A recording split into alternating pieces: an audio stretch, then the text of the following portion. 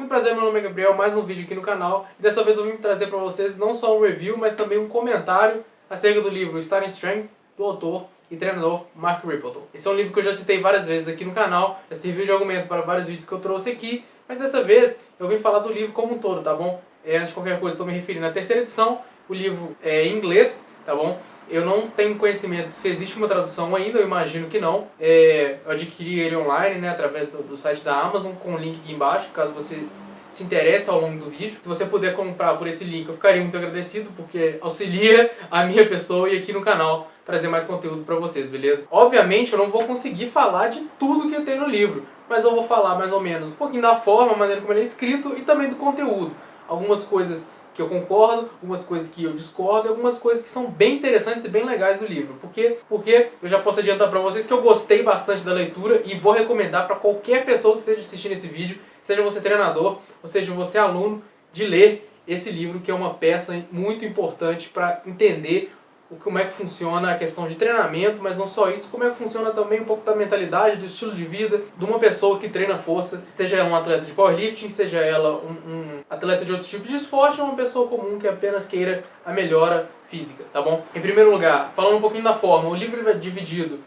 Tem uma introdução breve falando sobre treinamento, por que a gente deve treinar força, por que é interessante para vários públicos diferentes. Uma coisa que o livro sempre vai trazer, quando ele sempre vai falar das pessoas, ele não está falando só de um jovem masculino, né? Ele não está falando só de um jovem homem, ele está falando de vários públicos, ele está falando de homens, mulheres, de idosos, idosas e de crianças, que é uma coisa que a gente geralmente deixa de lado. Essa questão dos públicos diferentes, a necessidade que públicos diferentes têm na hora de treinar. E também na questão de lesão, caso você tenha alguma lesão, talvez você tenha que alterar o exercício de determinada forma. Ele sempre vai trazer isso ao longo do livro inteiro, tá bom?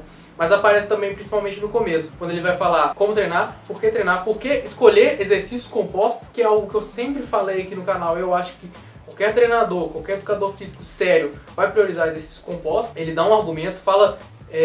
uma outra coisa muito legal também que ele fala, não só nessa parte, mas em vários pontos do livro, é que ele traz um pouquinho da história do powerlifting e do treinamento de força de maneira geral. Como, por exemplo, no começo do livro ele vai citar como surgiram as máquinas que a gente vê tanto nas academias comerciais. Eu acabei de perceber que eu não falei que eu estou usando o chapéuzinho de Papai Noel porque nós estamos próximos do Natal, né?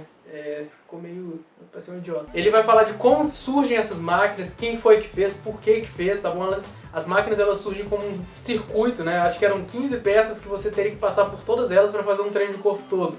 A ideia de dividir o treino por parte do corpo só vem muito tempo depois.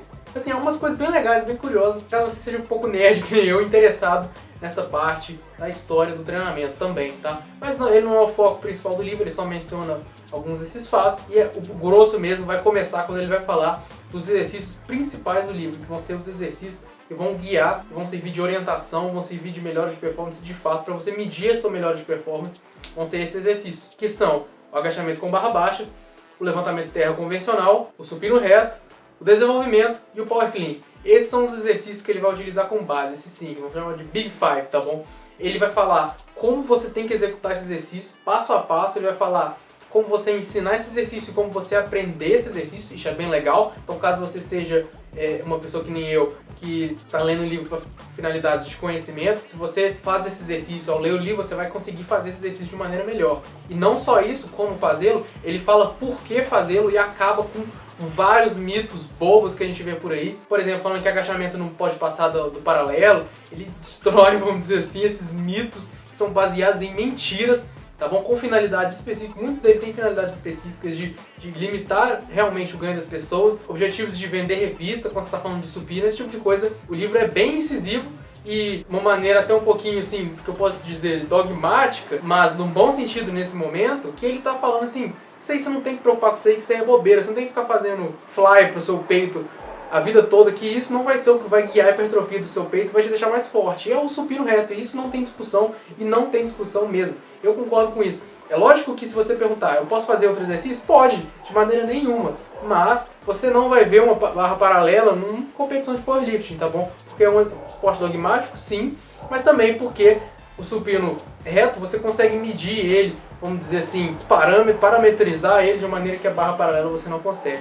Isso, por mais que eu sou uma pessoa que tem um treino mais variado, eu ainda assim tenho que concordar com isso.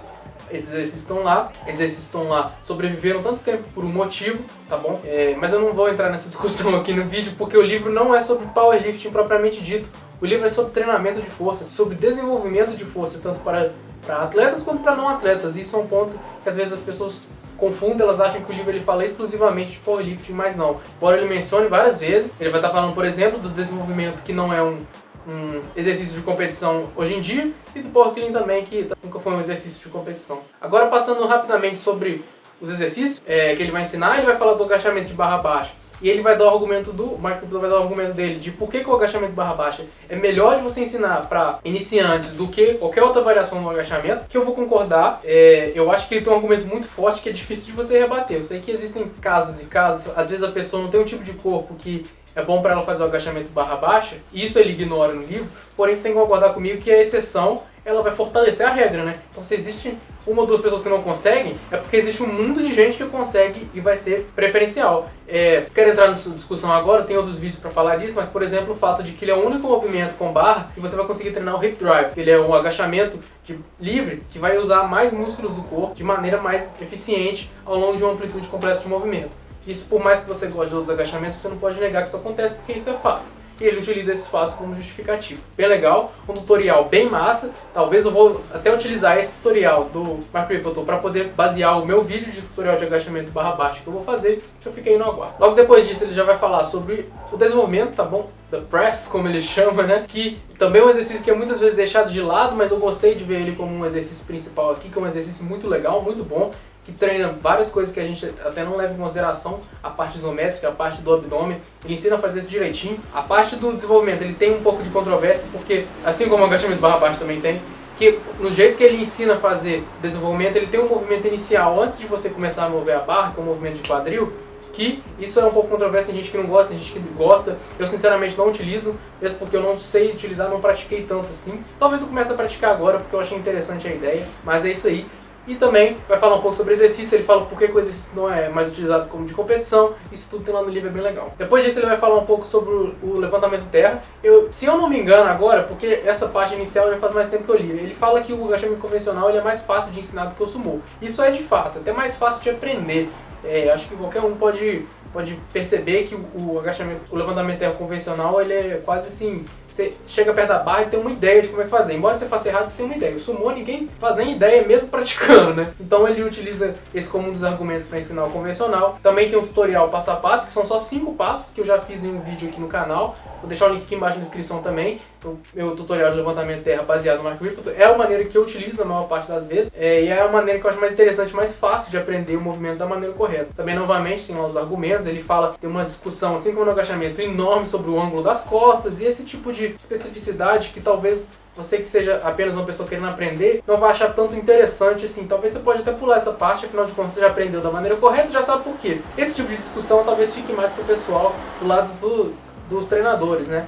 Aí sim, essencial que você, treinador, saiba desse tipo de coisa, saiba explicar, verificar se o ângulo das costas está correto, o ângulo da perna, esse tipo de coisa. Depois disso ele vai falar do supino, que aí sim é um capítulo bem legal, bem interessante, porque a maior parte das pessoas faz supino. Qualquer academia que você for, você vai ver 90% das pessoas, 99% fazendo supino, e desses 99%, mais da metade esmagadora está fazendo errado. Então talvez todo mundo lesse pelo menos esse capítulo, a gente teria um benefício muito grande para as academias aqui do Brasil. Ele não ensina tanto a arquear as costas, que ele fala que é uma técnica mais avançada, exige mais flexibilidade, eu concordo. Eu não acho que um iniciante precisa de necessariamente arquear as costas de uma maneira muito grande, ele só precisa de saber proteger os ombros, né, com a questão de retrair a escápula e mantê-la retraída ao longo da execução do exercício. Isso é bem legal, ele ensina a fazer isso também em um passo a passo, da mesma forma, discutindo por que o caminho da barra dele é do jeito que é, por que ele não é em linha reta, por que ele não é J, que é diagonal, entendeu? A gente vai discutindo esse tipo de coisa assim, que é detalhe. A questão do ângulo do cotovelo, do antebraço com relação à barra, tudo isso faz parte do livro. E depois ele vai falar do Power Clean, que esse também eu tava assim, enrolei um pouco para ler esse capítulo, não sei se eu queria saber tanto do Power Clean assim, que é um movimento mais de levantamento de peso olímpico, mas eu vou confessar que é um argumento muito bom, é bem interessante. Ele vai utilizar parte do levantamento terra, a primeira parte da puxada, porque o Power Clean eles são 2 puxadas, né? Que vai alterar o ângulo das costas. E ele é um movimento que inclui um salto, por isso ele fala que é um dos movimentos mais atléticos. O Terra tem a função de te fazer ganhar força bruta, enquanto o Power Clean vai te ensinar a transformar essa força bruta em explosividade. Achei bem legal, achei interessante. Já dei uma brincada com o Power Clean, principalmente antes de eu adquirir o hack. Eu pratiquei várias vezes assim, mas eu acho que para você melhorar, talvez seria bom você começar desde iniciante, ou não para melhorar, né, mas para você fazer de uma maneira boa, seja bom você começar desde iniciante, e aí sim, para melhorar, você dá bastante atenção, dá dias específicos e dá com firmeza assim, carga mais baixa e ir aprendendo o movimento, porque é um exercício tão difícil de você aumentar quanto o supino, porque você tem que saber fazer a execução do movimento, você tem que saber fazer de maneira explosiva e você tem que melhorar o seu salto. Então são vários elementos assim, e talvez por isso seja um motivo bem legal de você praticar o Power Clean caso você seja iniciante. Existem várias variações do Starting Strength como programa, que inclusive tira o Power Clean e coloca uma remada. Ele fala que isso é incorreto, e porque o Power Clean tem uma especificidade que não é o que a remada vai trazer, a remada não te faz saltar, é basicamente isso. E eu acho interessante, assim, muita gente, principalmente com a internet hoje em dia, gosta de modificar os parâmetros do treinamento dessas pessoas famosas. E eu não sei se é uma boa ideia não, assim. Eu vou falar com vocês que eu fico com o pé atrás toda vez que eu vejo uma modificação do sistema conjugado, modificação do Starting Strength, porque primeiro você tem que pensar assim, essa pessoa que está modificando isso tem a experiência do cara que fez? É uma primeira coisa. Segundo lugar, será que se essas coisas que a pessoa está modificando não tem propósito, por que elas estão ali no treinamento então? Então eu acho que vale aí a reflexão, e talvez se você quiser testar Starting Strength mesmo, para você falar que gosta ou não do que o Mark Rippleton ensina, faça o original. Da mesma forma, método conjugado, faça o original. Não vai fazer variação e depois falar que método conjugado não funciona. Sempre faça o original. Ele vai falar também rapidamente do Power Snatch, que embora não seja um aí do Big Five, ele fala que é um exercício legal também, dá os motivos de por que seria interessante fazer, caso você queira fazer com seus atletas, e vai falar um pouco disso aí. A grande diferença sim é que o Power Clean, você só traz a barra até aqui, você não vai fazer a parte do jerk, né, nesse caso. Enquanto no Snatch, então você não vai ter estabilização sobre a cabeça. Enquanto no Snatch, como a barra já vai direto lá pra cima, você vai ter estabilização sobre a cabeça. Talvez seja interessante para alguns determinados atletas, né, que vão estar com essa posição mais frequente, sei lá, um jogador de basquete, alguma coisa assim. Mas aí ele dá essa opção de você ensinar um Power Snatch também, ensina como é que faz, tudo direitinho. É bem parecido o processo de aprendizagem do Power Snatch com o Power Clean. Aí a parte mais legal, a parte dos exercícios adicionais e dos exercícios acessórios. Exercícios adicionais, só para mencionar uns aqui que, sim, eu tenho tudo anotado aqui. Ele vai falar de stiff leg deadlift, ele vai falar de rack pulls, ele vai falar de encolhimentos, ele vai falar de box squats, ele vai falar de pin squats, tá bom? De pin bench press e todas essas variações que, no caso de, ele chama de ancillary, que é meio que um exercício complementar, que vão ser partes da amplitude de determinado exercício. O pessoal hoje em dia adora discutir essa questão do exercício parcial como se fosse uma coisa nova que surgiu agora. Gente, o exercício parcial ele existe desde o começo do século XX. Sempre existiu e provavelmente sempre vai existir. Se funciona ou não, depende da maneira como você vai programar. E aqui ele fala que vai funcionar se você utilizar como exercício adicional, não colocar nele o foco principal.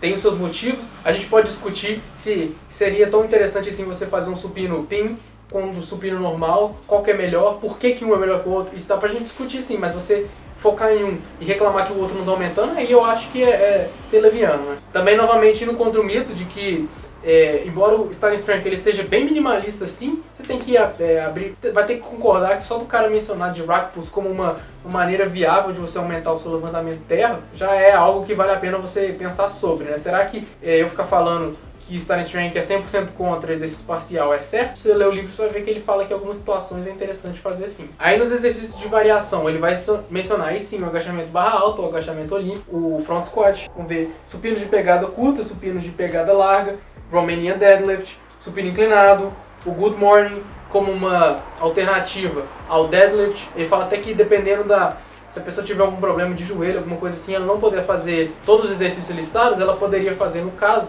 um box squat e um good morning. Olha aí pra você ver que você sempre tem que pensar em diversos públicos e que nem sempre é all be all. Você não precisa ser 100% powerlift, você não precisa ser 100% aqueles exercícios ali. Você pode sim ter variação, caso tenha uma necessidade diferente, caso você não queira, né?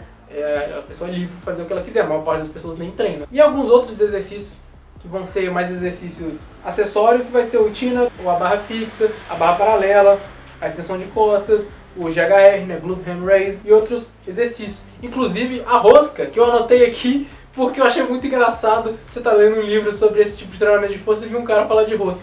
E o Rippleton, ele tem um jeito de escrever bem ácido, assim, então ele fala assim, rosca. Aí, logo no parágrafo tá escrito assim, é isso mesmo que você leu. Eu vou explicar como fazer a rosca da maneira correta, porque eu sei que você vai fazer de qualquer jeito. Então eu achei o bico nessa parte.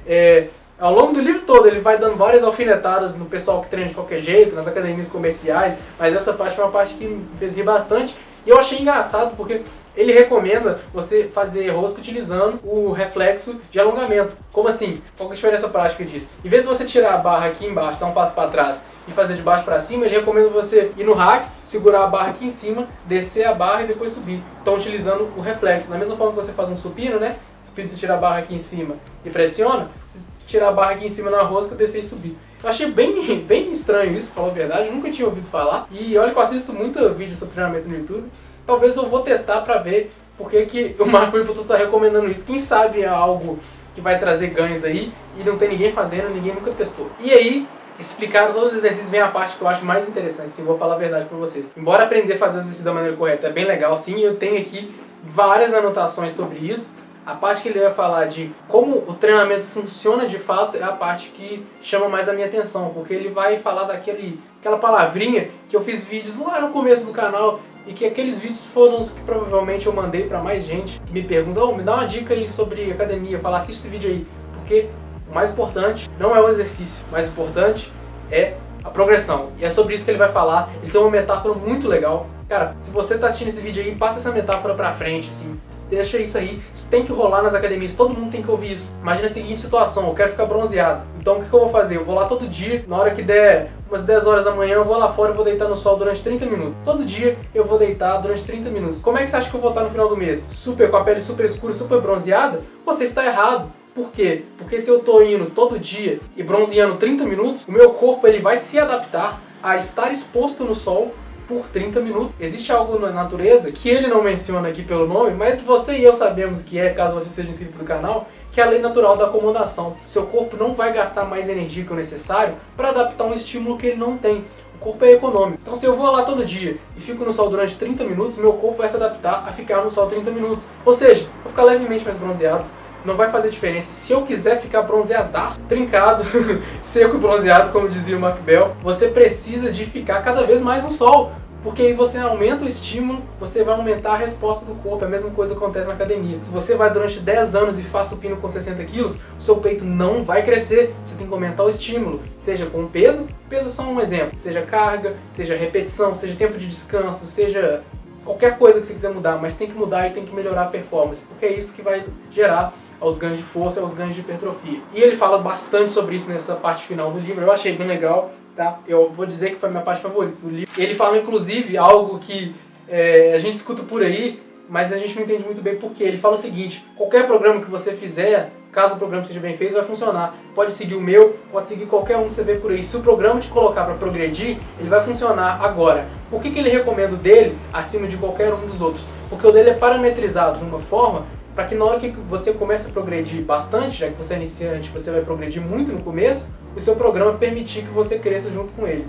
E isso é um dos pontos essenciais, tá bom? De qualquer treinamento bem feito. E aí na parte final, não vou delongar demais, o vídeo já está ficando muito comprido, ele vai falar como você vai estruturar, como você vai organizar os exercícios. Ele não dá uma tabela falando, faça isso. Ele vai dar orientações caso você seja um treinador e vai falar o que você deve fazer caso você seja só uma pessoa treinando. Você tem ali um conjunto de exercícios, você vai fazer mais ou menos assim até você ter progresso. Na hora que o seu progresso diminuir muito, você vai adicionar mais exercícios. Vai continuar fazendo durante umas 3 semanas. Quando o seu progresso diminuir mais ainda, você vai adicionar mais. Então quando você já tiver com bastantes exercícios, bastante pra ele, tipo 6, quando você já tiver com bastantes exercícios, aí tá na hora talvez de você pensar em outro programa de intermediário, que já é outro livro. Pra finalizar, ele também discute a questão da nutrição, que eu sinceramente não gostei dessa parte. Vou falar pra vocês que nem tava querendo ler muito assim, porque ele recomenda um negócio chamado GOMAD, que é o Gallon of Milk a Day, que você teria que tomar 1 galão de leite por dia, 1 galão mais ou menos 2,5 litros, tá? Caso você não saiba, por aí. Então destrói a saúde do indivíduo. Você tem várias substâncias no leite que fazem mal, mas eu não vou entrar aqui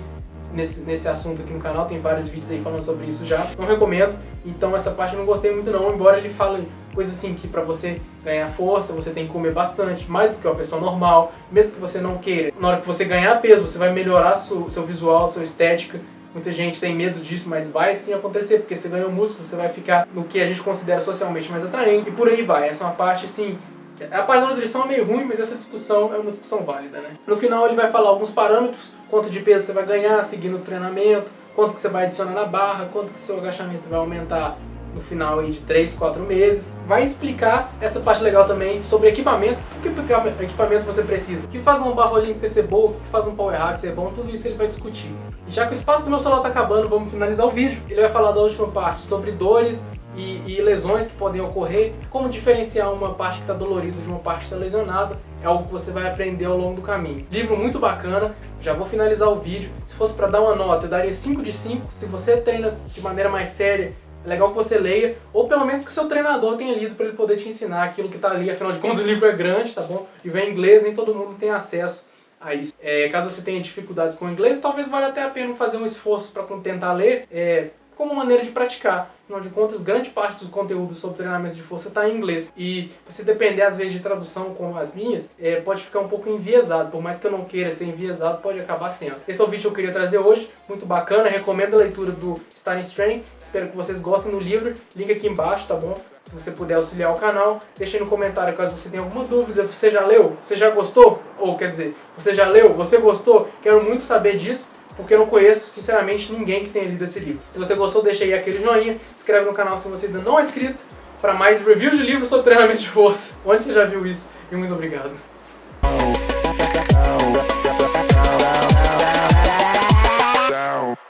Down.